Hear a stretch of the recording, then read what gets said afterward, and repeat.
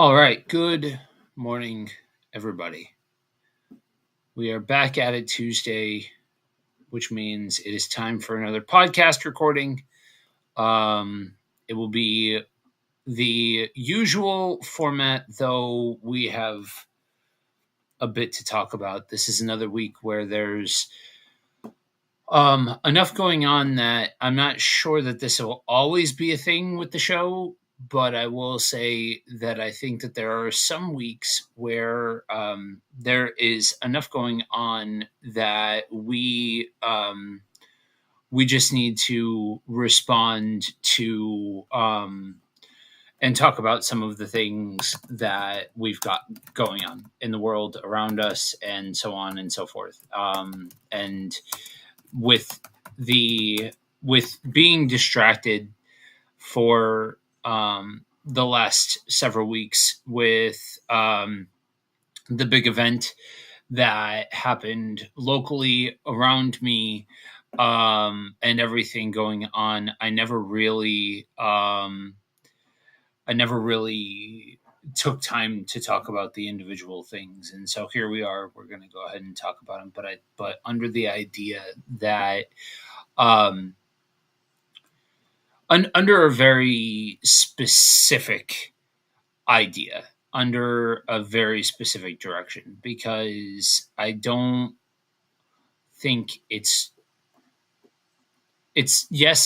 good to talk about the realities of the situation, but I want to talk about it through with something very specific in mind. So as is usually the case, the way this is going to work is in a minute here, I'm going to go ahead and hit record. Once I hit record, um, the um, the episode recording will start, and that's when I will stop taking questions from the comment section until after everything is done, and then I'll go through and I'll hit the comment section.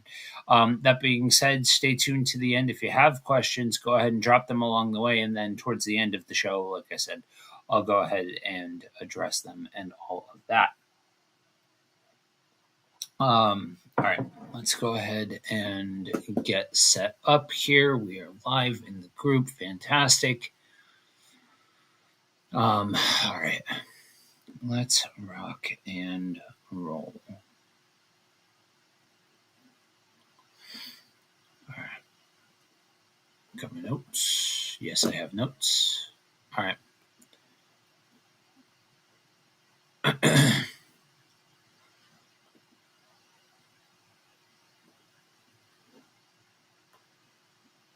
All right.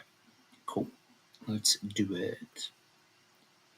All right. What's up, everybody? Welcome back to Buddy Walk with Jesus. As always, as we get started, we want you all to know two very important things: that you are prayed for and you are loved deeply. If you are, hold up, am I recording to the right device? Recording device. I am not. All right, let's go ahead and run that back. Rescan for audio devices, which means can you guys hear me through the right audio device? One second, please. All right, come on. I apologize for the fact that my audio quality probably sounded like a tin can. All right, let's make sure. Okay, cool. That does appear as though the audio is still working. Yeah, okay, cool. All right, let's try that again. All right, let's make sure recording device. Nope.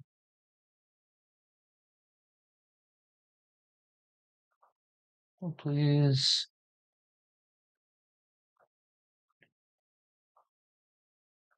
There we go. All right, now take two. All right, what's up, everybody? Welcome back to Buddy Walk with Jesus. As always, as we get started, I want you all to know two very important things: that you are prayed for and you are loved deeply. If you are in need of prayer, do not hesitate to reach out, buddywalkpod@gmail.com. You can also join our Facebook group, the Buddy Walk Community, where we are going live, praying together, the whole 9 yards. So this has been a chaotic couple of weeks for a lot of reasons. There's been a lot going on the world's stage, and not just in the political sense. Yeah, that's part of it, but there's a lot going on in the news cycle, in the Christian world as well. And I've seen an interesting amount of takes on all of it. And I wanted to step in and just say a couple of things about it, but pointing in a very, very specific direction. So I'm going to go through a couple of points about some of the things that are going on. I'm only going to be able to touch on very specific things, but I'm going to try very hard to be as sensitive as possible to anybody who may be triggered by some of the things that are talked about within these different subjects. I'm not going to go into great detail, so it's not like it's going to get graphic or anything, but there are sensitive topics inside a lot of these, and so I just wanted to throw that out there for anybody. So the biggest one outside of like I said, political stuff, but within the Christian world, the biggest story that's hit recently is the whole Michael Tate thing. If you honestly don't know what I'm talking about, and some of you might not, being from a variety of different countries, Michael Tate, former member of DC Talk, became the lead singer of the Newsboys after Peter Weller left the band. And the band shifted from being a bunch of guys that were in a band, usually the way that a band is set up, to being Newsboys Inc. It became the manager's band, and essentially each one of the band members are basically being paid salary, and everything is run through Newsboys Inc. And it comes out that for a very long time, Michael Tate has been essaying women and men and drug abuse and different things like that. And one thing that I've been struck by the whole thing are the responses. Way back when the whole Ravi Zacharias thing happened, we did an episode. This is back when Edgar was still a part of the show, and Buddy Walk looked a lot different than it does now. It was before I had a blue beard. This whole scandal came out, and I remember watching him process that in front of the mic. And that was the moment where I realized just how big of a deal it is that I don't tend to like really look up and like idolize celebrities in any kind of substantive way. The one area that I can say that starts to get a little shaky is there are some academics that posited some work that if I were to ever find out that they had this big, moral failing, I'm not sure it would be enough to like rock my faith, because at this point I'm pretty keenly aware of the fact that humans are humans. But it would be very disheartening. It would be very disappointing, you know. So it's not lost on me, the idea that there are some folks within music or within church or within academia or whatever that for one reason, in one way or another or whatever, even from afar, play a hand in shaping some of the finer points of our faith. It doesn't hurt my disconnection from being impacted by the moral failing of a music star to say that I'm not that big of a fan of DC Talk. I think DC Talk's music was always very self-centered. I think it came at a time where it was very people focused and less about God, more about what man gets from God rather than God, personally. And Newsboys, um, so fun facts, Newsboys was my first Christian concert. I was at a youth conference once upon a time when my neighbor got me to join a youth group for a hot minute, and there was a traveling convention that I went to. Some of you might know it, Acquire the Fire. Um, but the first year that I went to Acquire the Fire, Newsboys was playing there. And so like that's kind of one of those things that I'll throw out from time to time. Like, yeah, I saw Newsboys back when Peter Furler was the lead singer, not knowing who they were or anything else like that. Though I did appreciate their CD Shine. They but I was never like super into their music. And then like post God's Not Dead, no, lost me entirely. I can't stand that movie. I can't stand that. We've talked about that. If you paid attention to any of the stuff that I've talked about Christian media and all of that sort of stuff, I can't stand that song or those movies. But all of that being said, there's a level of disconnection that I have to any of the bands that he was involved with. But there are a lot of people from the music industry that came out and were like, yeah, this is a scandal that surprised exactly nobody.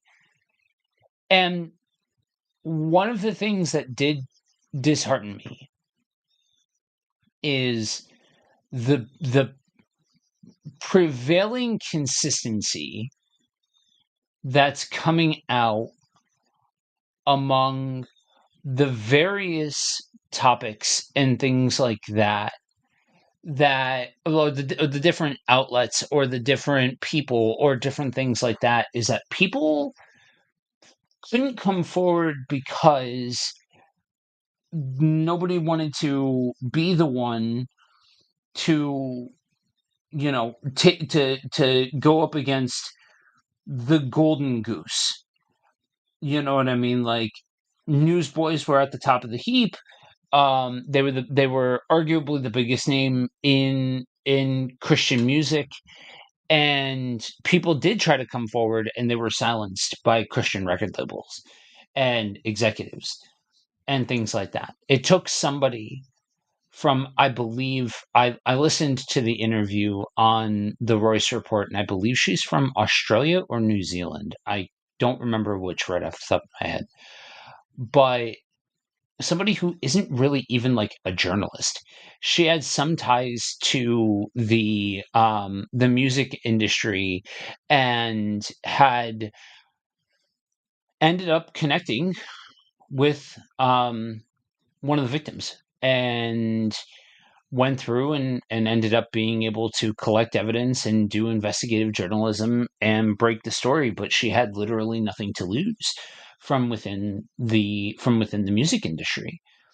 And so she so it took somebody disconnected from the system to do it. And I'm I'm a musician, and so I'm very well aware of the music industry. It is incredibly cutthroat. It is incredibly conniving in certain ways, because as a musician, if you are talented and if you are record worthy, you are some executive's meal ticket. And that is how you are viewed. And different music executives are not going to want to lose their meal ticket. And I think it just bums me out that in the Christian music world, it seems to be no different. And I say seems to be because it's not like I've all of my music stuff has all been within secular music and not Christian music. Not at least not at any kind of substantive level. So listening to what some of the folks like are saying and some of the responses and things like that have been from they've been either apathetic or they've been positioned in a way that is trying to like say something about how like you know oh I knew all along, but I just didn't want to come forward. And I don't know what to do with that.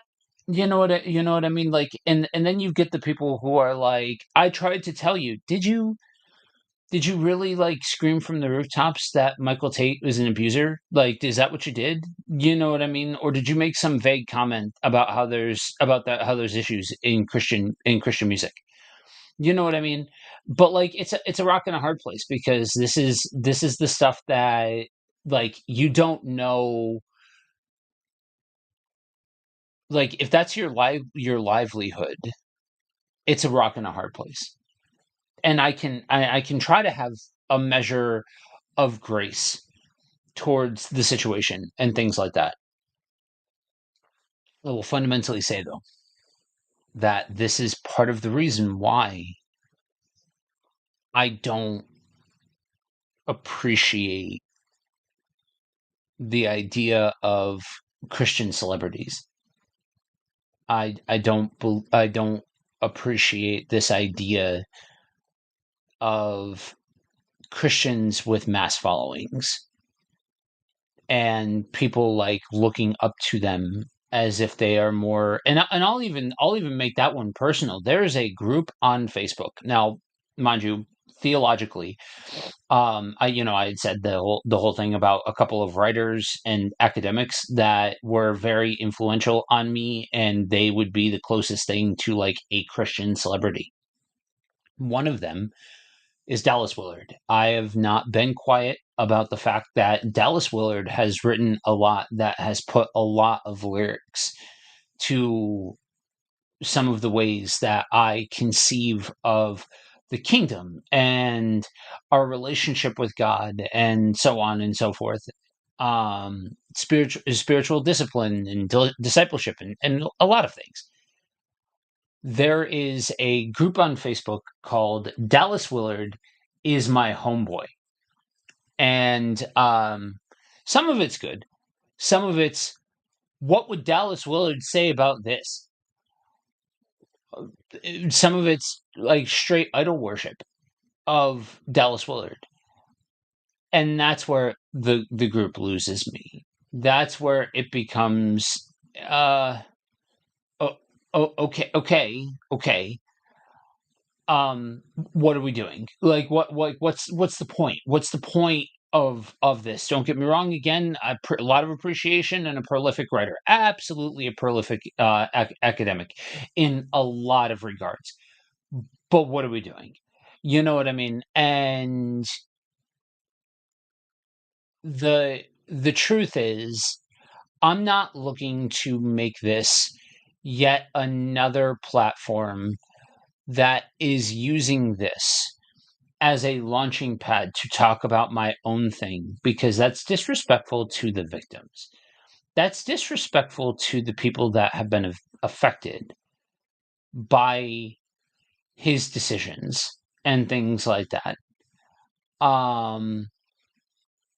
Yeah, it just that there's, I'm sure, a level of folks that were involved with it where they didn't they didn't know what to do, and so they just stepped away from it. But the fact that the system prioritizes money and fame and a living over the well-being of people will always be slightly frustrating to me, and more than slightly, it's very humanistic, and I can understand that better than a lot of Christians. I think, at least a lot of Christians that I talk to, that I don't hold any profound expectation on humanity, and that might sound a little nihilistic, and maybe it is, but there are some times where this gets to a point where you're like, yo, you were a big name fox in the henhouse. You were a person that people looked up to, and I'm not one of those people that I sit in a weird in between, because I think sometimes we expect a lot out of Christian musicians when it comes to being like spiritual gurus and stuff like that. And I'm not that far. I don't think that like, just because you play Christian music, you need to be like pastor level, masters of divinity, whatever. But there's a difference between secular and Christian music. We can go 12 rounds with a ref about the quality of Christian music. We can go 12 rounds with a ref about whether or not Christian music is actually God honoring or anything else like that. And we can go 12 rounds with a ref about whether or not you intend on people looking up to you as somebody who is singing these anthems of faith and relationship with God, even if they're not specifically like praise music in the purest sense. But the reality is, people do. Right, wrong, and indifferent, people do. And I just fundamentally believe that there's a heightened level of responsibility on Christian musicians. And so it just, I'll say it like this. I hope, for the sake of his soul and the sake of him being an image bearer, that this whole thing is a catalyst for him to get very deep help and step completely out of the limelight. Like, be done with it.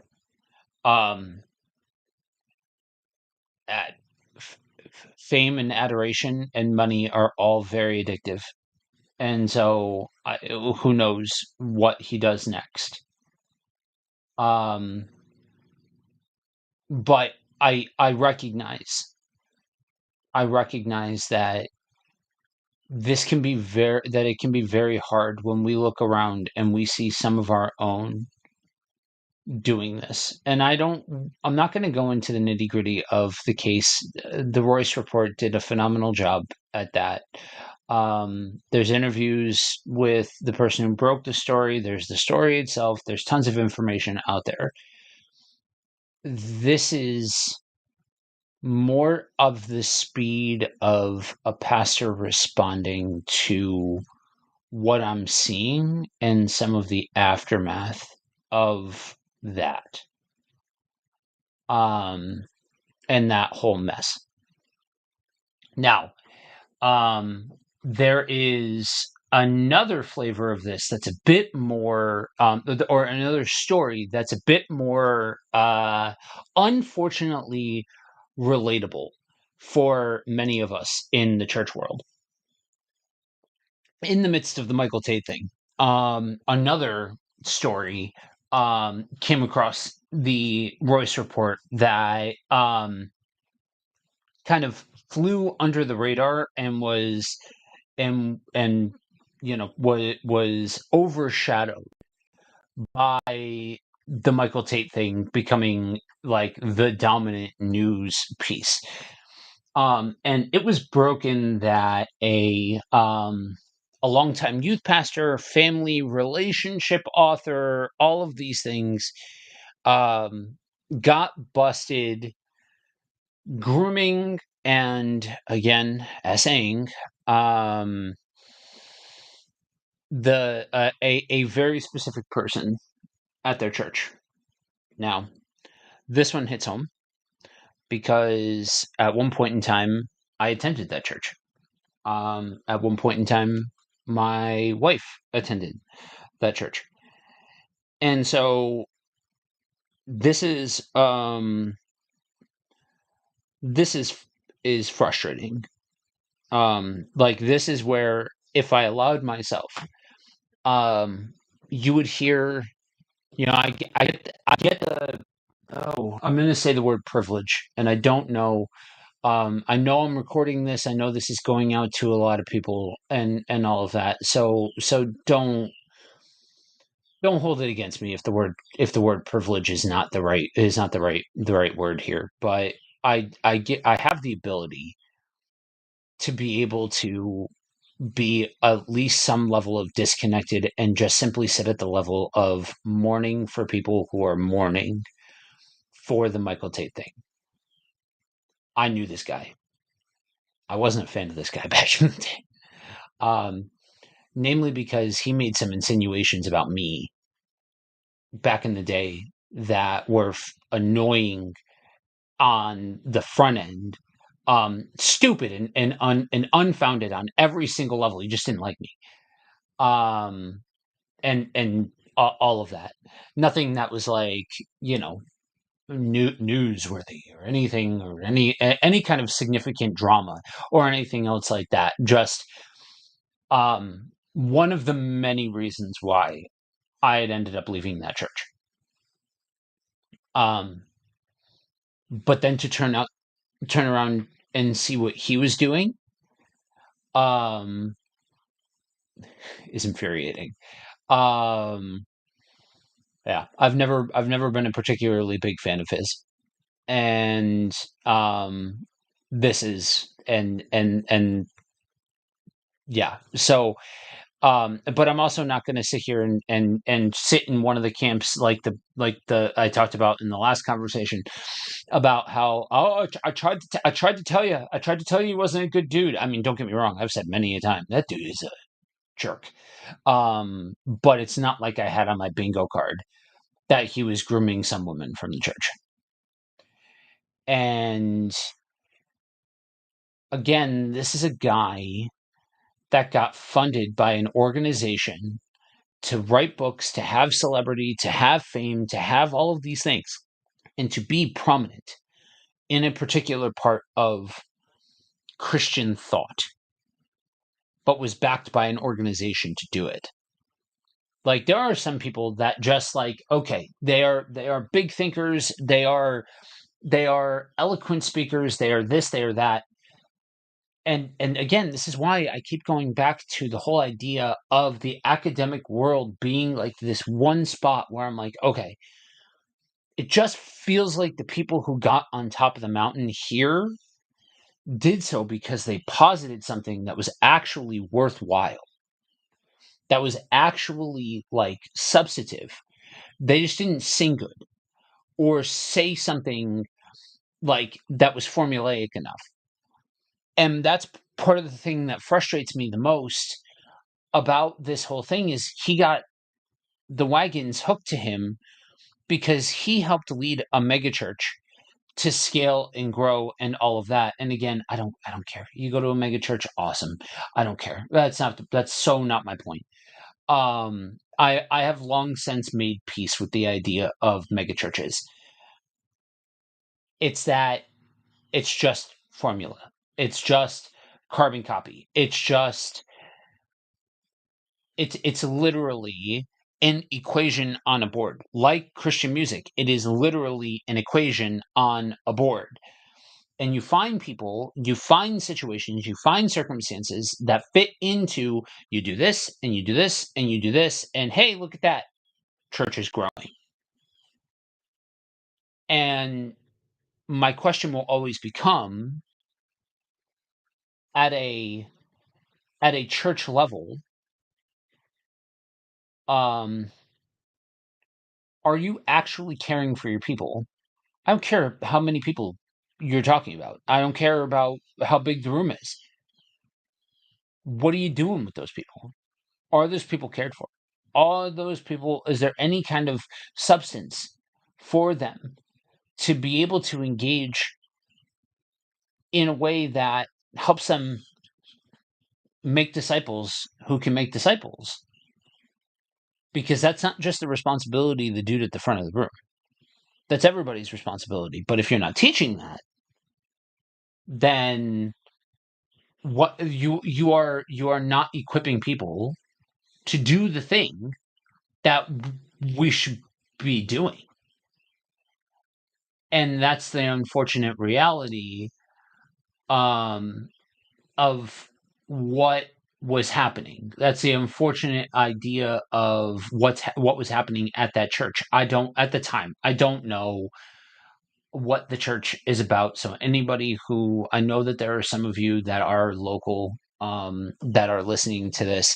I'm not trying to take a shot. I don't know what I haven't known what they looked like for the last long time. You know what I mean? It's been a very long time since I've known a thing about that church. So I'm not throwing shade at any modern incarnation, because the reality is he spun off a long while ago and was doing this whole thing, was doing his whole thing. And you know, it's frustrating when the one area, like church, like to me, and maybe this is wrong, right? Maybe this is incorrect, and this is me, and in some ways live processing, because I have not had a chance with everything going on with the event we talked about that, and with wrapping up a preaching assignment, and wrapping up a session that I'm teaching, and a whole lot of things.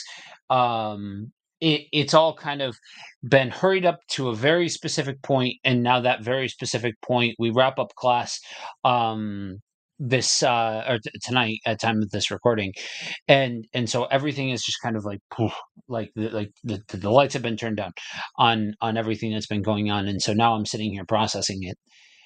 And unfortunately, there's a difference between what I believe what actually happens.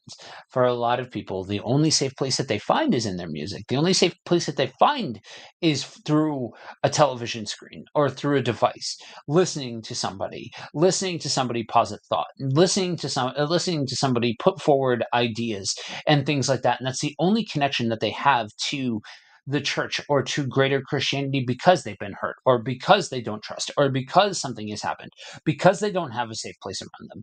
All of these different reasons. And unfortunately, and I say unfortunately because I wish everybody had a safe place around them. Not that I don't value the online ministry and all of that, but I wish more people didn't have to do it out of a matter of necessity, and that it was just simply choice. And so I get all of the individual pieces, but I still even if I would say this, even if we were talking about a digital church, that I believe that there is a difference between somebody experiencing this through the lens of Christian media and somebody experiencing this through the lens of church. As Christians, church should be a safe place. As Christians, church should be community. And hopefully, all of that is also welcoming to non-Christians and all of that sort of stuff. We can get into a church culture conversation towards folks that are on, that are coming in from the outside, unsaved, all those things. We can get into all that. But as Christians, church should be safe. I don't know about the rest of where everybody is as far as from a cultural standpoint, but here at least I hear a lot because a lot of this area is post-Catholic. I don't want anything to do with the church until they do something about the priests messing with little boys. Horrifying, horrible that all of that happens. It's not just happening in Catholicism. And it's not just happening to little boys. And so there's the reality that for a lot of people, they have only ever seen that church is an unsafe place. And then you couple in the fact that for the people that happens to, that for them, church as a whole has only ever been like their life. Like growing up, I've talked to a lot of people growing up. Oh, we went to church on Sunday and on Wednesday, and I hung out with my church friends and all of that sort of stuff. I think the most honest take that I heard from somebody recently was, growing up, church was life, but it didn't really prepare you for life outside of church. I thought that was a very like post teenage years and all of that. I thought that was a very refreshing take on the idea, because this is also somebody who serves on a leadership council for a church and so on and so forth. Like, it's not like there was like this big falling away moment, but I just I thought that was a good way of processing all of that. And it's unfortunate when it feels like, as a Christian, you have to make excuses for some of the grimy nonsense that happens from within the four walls. When you have somebody who is at the front of the room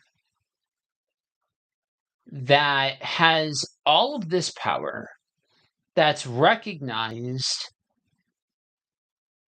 in this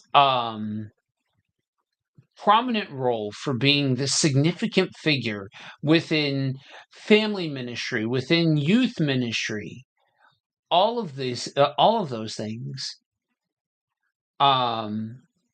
it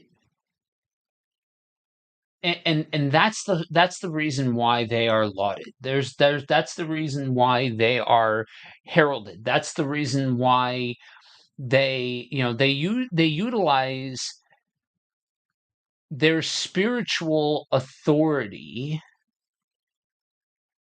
and power dynamics to coerce something happening. There's no wonder why there are plenty of people that have deconstructed away from the faith entirely because they see hypocrites. And that's the thing, right? Like, when we talk about how do we make sense of the chaos in the world, how do we make sense of all of the things that are happening that center around Christianity and center around people of God and center around abuse and center around bad takes and center around all of these things? How do we process that in a way that, and like, how do we even know what truth is? If we see people in power who are abusing people, who are using that power to nefarious ends. And then for any of us that have been in a situation where we feel like we could have done something, even anything. Like, yeah, there are some times where I'm like, yeah, this dude set my spidey senses off. And this dude was a jerk. And this dude's generally perpetuators of a thing are the first people to try and make insinuations about other people, to try and get the blame off of them, to get the spotlight off of them.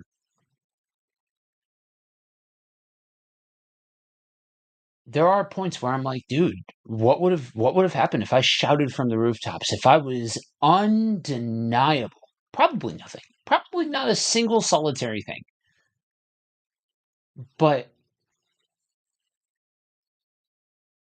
I will not forget. It is etched into my brain. When I heard about this, and I approached my wife and I pulled it up and I was like, hey, you got to read this. And as a husband, as a pastor, as a Christian, it was infuriating. And those are the moments where I need to check my heart, because there's a quote that I recently saw from Pope Francis that caught my attention. Being ill-tempered is not a sign of holiness. And I think that's something that we need to remember. For those of us that feel like we are sitting on the correct side of Christian thought in some way, shape, or form, we need to remember that fighting fire with fire doesn't help anything. Feeling like you have the moral high ground doesn't help anything. You might, but using that as a platform for anger and aggression and righteous indignation doesn't do anybody any good, and it's damaging to your own soul. And the thing that used to bug me about this idea of forgiveness and turning the other cheek and all of that sort of stuff is, I would say things like, so I'm just supposed to forget about this? You're supposed to get off the hook? The person who perpetuated these atrociously evil things, they just get off the hook? And through time with the Holy Spirit, I've realized that it's not that forgiveness has you forget about what has happened. It's that it doesn't consume you. And that matters. That matters, that it doesn't consume you. That the darkness doesn't consume you. That the darkness doesn't become the final note of what has shaped how you conceive of people or the world around you or situations or circumstances or anything like that. And that's where, like, and so and I'll finish out the hat trick, though part of that was already taken care of when we talked about this. Was it last week or the week before? Then you have turning on the news and you have the flooding in Texas, and you have some people that are saying, like, because traditionally, Texas is a very evangelical or conservative or red state. Um, People celebrating, you know, almost like as if it's karma, you know, God judging this particular group of people. And then you have the political landscape with the bill that was passed and what that honestly does to families and to older folks and to individuals who are on low income. um it is a really big hit to low income individuals, and it's all enough to get you to a place where if you are prone to throwing your hands up and saying, I'm done messing with you, that it's disheartening. It's disheartening to see people celebrating the loss of life. It is disheartening to see the poor and disenfranchised get screwed. It is unfortunate that yet another story of scandal and abuse and all of that sort of stuff has come out, and it further, it further highlights the reality that even though there is, you know, the uncomfortable truth is that among, I'm going to say among Christian men, I'm sure some statistic someplace says that it's not just Christian men, but I'm going to speak from the male perspective. Um, it's not uncommon to hear, oh, a Christian man is struggling with some form of sexual addiction, some form of sexual deviance. And we've created a culture where that gets to sit under the radar because of how we conceive about it, because we struggle with having intelligent conversations about it, thoughtful conversations about it. And we've developed a cover up culture where in Christian culture, in American Christian culture, it is so wildly easy for cover up culture to be able to allow for these acts of abuse to be able to perpetuate and keep going. There is a frustrating reality to that. There is a frustrating truth to that. And the the level of needing to, for your own soul, as well as in communicating to other people, double down on the difference between people and God is tiring sometimes. Um, and so I look at this whole dynamic, and I I want to acknowledge the fact that, yeah, there are some people that because of this is just another, um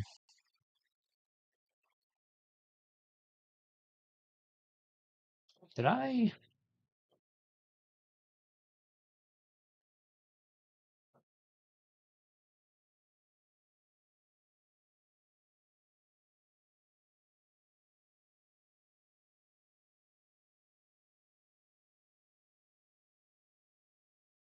Am I back?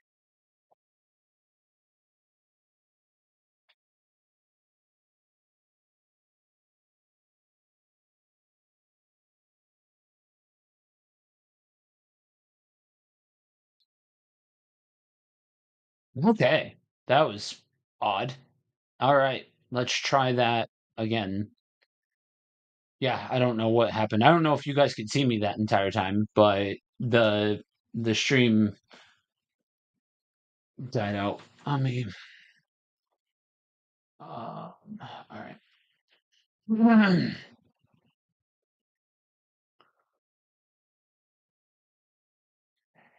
It the reality is that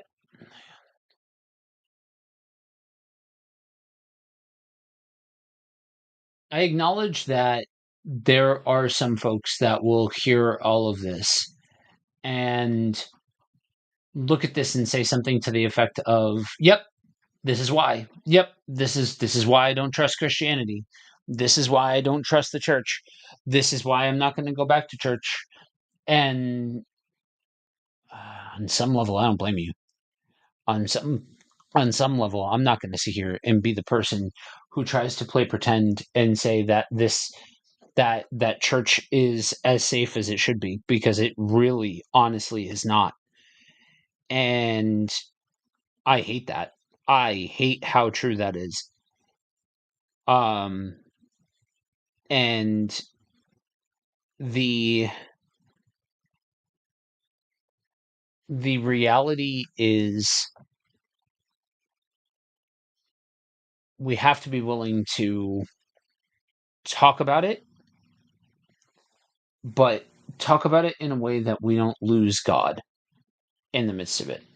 That doesn't This is not me saying, "Oh, you need to go back to church. You need to go back to church." No, but a Christian without community is by themselves, and that's dangerous. A Christian without community is in a dangerous place. And I hate that so many Christians have been taught and shown that community can be dangerous. And so, what do we make with all of this, right? Like, what do we make of all of these things? And the one thing that I can say to folks is that we have to make sure that we don't get eaten alive by the darkness. And it's easy to get eaten alive by the darkness. It's easy to open up the news, open up the the newspaper, the your phone, social media, whatever, and see 17 reasons in the first 30 seconds to not to just give in to the darkness. But there are three words, and this is going to sound like I set all of this up and then I'm turning to a canned Christian response to all of it. But hear me out. Jesus is alive. I had the ability to, in my last preaching, in my last sermon for the preaching gig that I was doing over the last several weeks, I did a communion service, and that was the whole thing. Was Jesus is alive, and it helped me to be able to wrap my mind around the idea that, in the midst of everything, in the midst of the highs and the lows, in the midst of the good and the bad, in the midst of every single solitary thing that we are going to experience, that there is a deep and unshakable truth that God is with us. Yes, people who claim the name of Christ do horrible and outrageous things, but God is with us. those aren't God. Those are people. And the truth is, sometimes people suck. A lot. And sometimes systems suck. A lot. But we can't lose sight of the hope that we have in Jesus. And the fact that we aren't called to happiness. We aren't called to ignore pain. We're not called to ignore tragedy or situations or circumstances. We are called to, invited into a living and dynamic hope and relationship with God that surpasses understanding, that surpasses anything that we can wrap our mind around. That God is with us, not just after the fire, but in the midst of it. For anybody who has heard any of these stories or experienced something like them, for anybody who has who was affected by these stories, I should say, or anybody who has expected or experienced something similar, and it's led them to this road of deconstruction, I don't blame you. I think everybody should go through a deconstruction period. But doing so authentically creates an environment where you can ask yourself the question, what do I believe and why do I believe it? Because a lot of times we just pull things forward because it's what we were always taught. And unfortunately, what we were always taught isn't correct or isn't safe. And the truth is, our hope is framed in the resurrection of Jesus. It isn't an abstract hope. It transforms and gives us power, and it's alive. Because Jesus conquered the grave, rose again, and is alive today. And sometimes the heart of the gospel is exactly what we need. Sometimes Christianity 101 is exactly what we need. When we come to Christ, it's not hyperbolic. We talk about resurrection power a lot. We proclaim the victory of Christ, the security of salvation, the promise of eternity. But life happens. Fear creeps in, and life feels uncertain, and tragedy strikes. What do we default to? And I'm not asking that out of shame. I'm not trying to say, oh, in the midst of all of this hard stuff, you need to be thinking about God. It's more that you get to turn to God rather than yet another unstable thing, yet another unstable situation that could be prone to hurting you again. And sometimes in the midst of trying to figure all this out and stay safe, sometimes the reality is you got to take a break from church. I don't blame you. This is not a call to the institution. This is a call to body of believers. This is a call to a relationship with Christ. Now, the hope is that that's not where you stand, where you stay. That it's not just a matter of, oh, I'm never doing this again. Because isolated and alone is a dangerous place to be.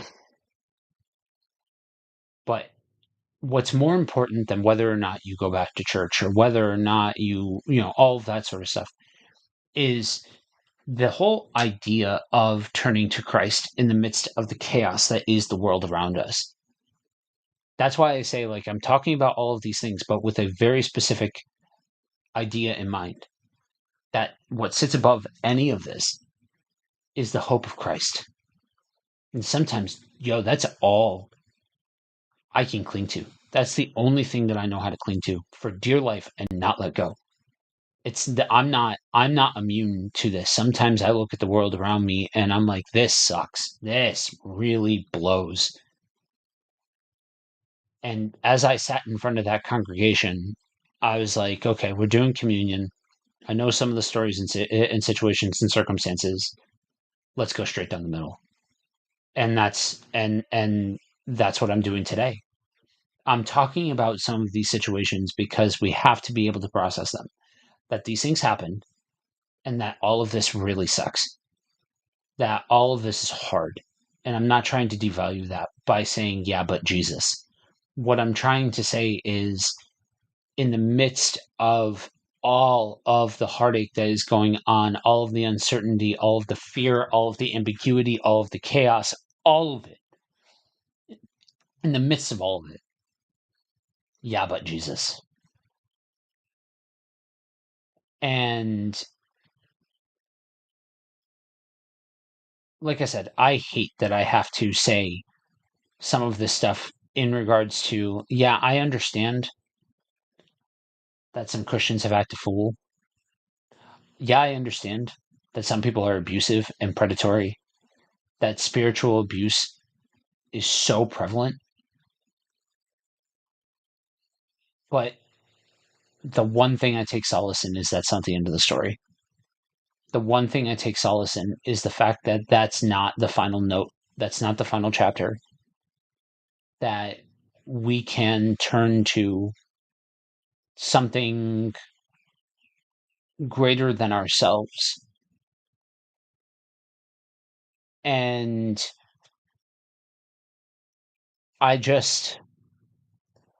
my hope for everyone is that in the midst of the chaos, that we're able to remember the heart of the gospel, that God is for us, that God is with us,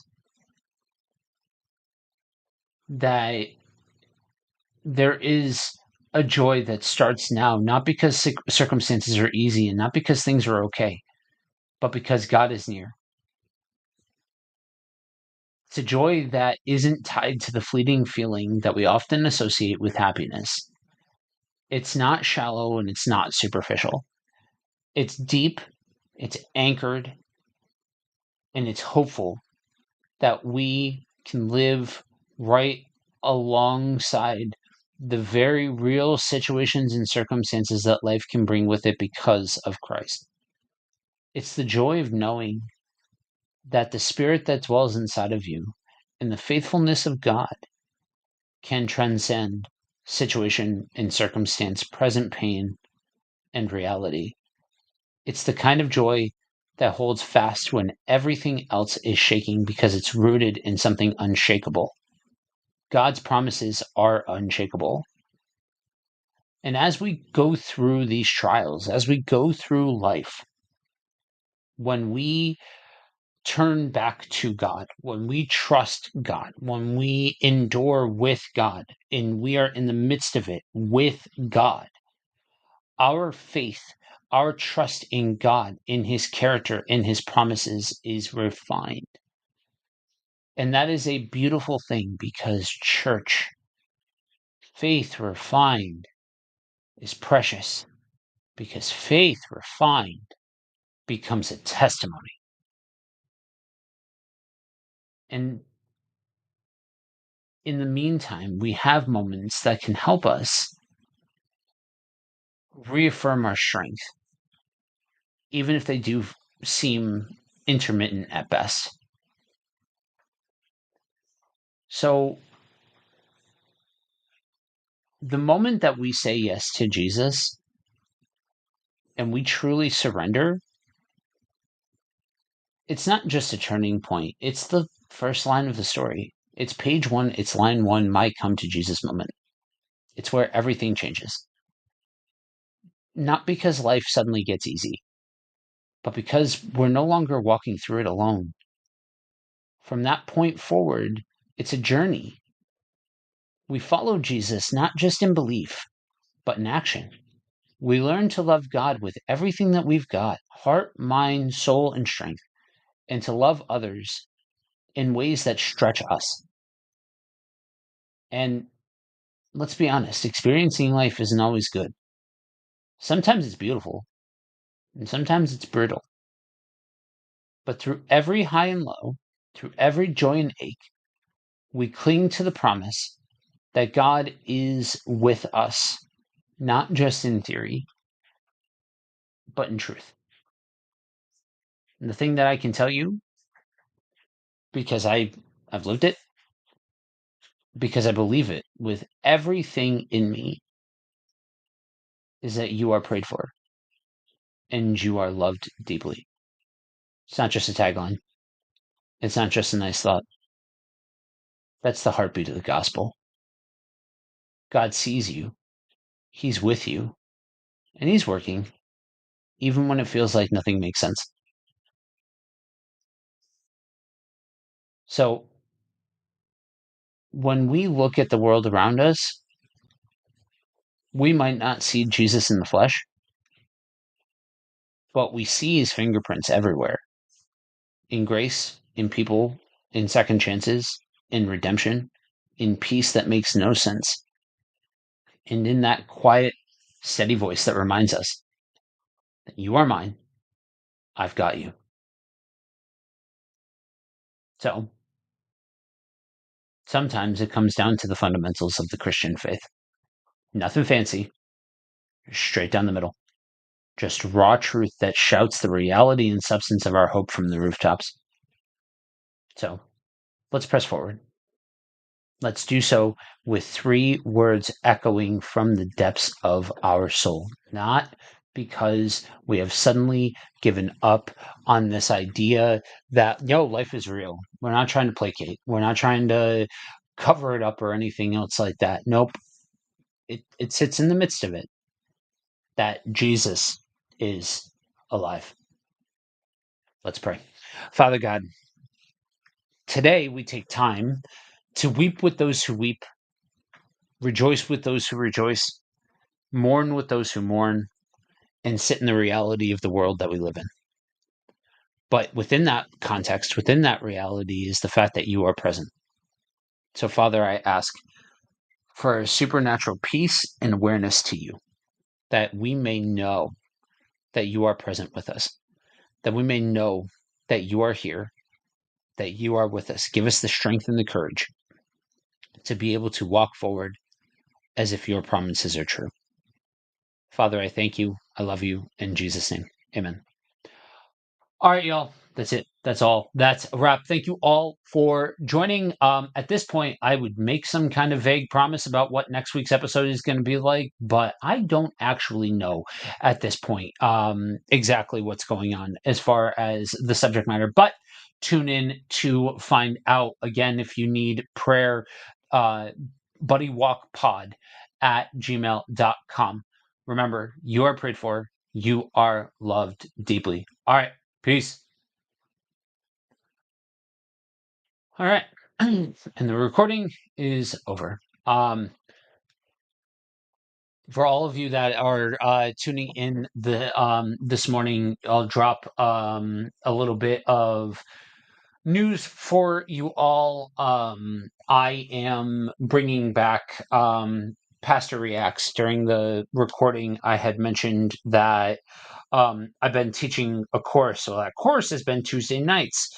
And so today wraps up the end of the end of that class. And so after that is done, Pastor Reacts is coming back. So be on the lookout for that. Y'all, I love you. I'm glad that you were with us this morning. If you need anything, buddywalkpod@gmail.com. If you need to talk about any of the nonsense that's going on in the world, buddywalkpod@gmail.com. Just know that God is with you. You are prayed for. You are loved deeply.